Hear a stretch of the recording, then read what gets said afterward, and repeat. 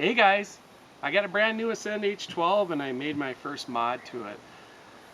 I'm working on my ultimate duck yak project, and when I laid the Northern Flight blind in there just to see how the frame laid in the boat, I noticed because of the lay down seat that it was a little bit hard to access this front hatch. Now normally you would have a set of bungees that goes across and that's what holds this cover down, and when I was sitting in the lay down seat it was really kind of hard to wiggle this thing out and access this front, which I'll need to do. So I decided to hinge it. And the reason why I did that is because I will never take this lid off. Now I know some of you will want to, some of you guys will want to remove this and throw a bunch of decoys and all kinds of stuff in there, pile it up high. I'm going to be pulling a decoy sled. This will have an electric motor on it, so I won't need that extra space, and I want this cover to shed wind and water, right, and this keeps the boat a little bit warmer. So this cover was going to stay in place, and it just seemed kind of clunky to get it out of there underneath the shock cord and hang on to it to access it. So I decided to put some hinges on it, and what I did is it's a very simple mod. I found a couple of I decided I wanted some nylon hinges. I didn't want to have to deal with corrosion or anything. So I sourced a couple of nylon hinges. I ended up actually getting these from Europe. I think I paid about $15 for them or something.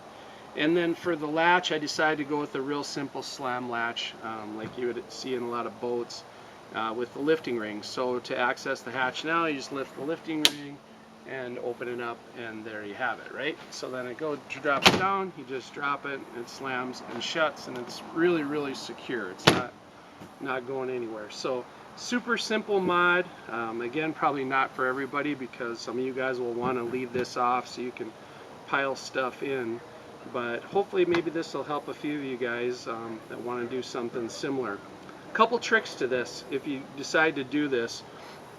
This lid, because of the edge of the lid curling down, it takes up a certain width, say ½ an inch or so. The channel, the drain channel around the edge is probably a little bit more than that, maybe 5/8 of an inch or so. So you need to leave yourself some room for this cover to lift up. So to make sure you do that, if you're going to do this, take this lid and slide it all the way forward. So what I did is I shimmed it. I took a couple of wood shims and made sure that it was slid all the way forward. Then I centered it. Then I laid my hinges on top, drilled my holes, and then that'll give you enough room along this edge to open up inside of the channel. Now, this works perfectly, but it wasn't a perfect installation, and I'll tell you why. My hinges, I thought initially that my hinges would be wide enough to either bridge into the inside for my bolts, to get into the compartment where they wouldn't have any problems with this drain rail or not, but that turned out not to be the case. And so you can see here I've got 2 of the 3 fasteners, or 1 fastener on each hinge rather, has got a bolt head on it, but the other 2 are too close to the edge. So what I simply did there is I just threaded them in. This plastic is 3/16 of an inch at least, maybe a little bit more right on the curve, and I don't think it's going to go anywhere. I'll come back and put a little bit of JB weld over the top of that just to make sure it won't go anywhere. But really there's no stress on this, and this isn't something that you're going to be opening and closing all the time anyway. So it functions perfectly, but it wasn't, I guess, a perfect installation.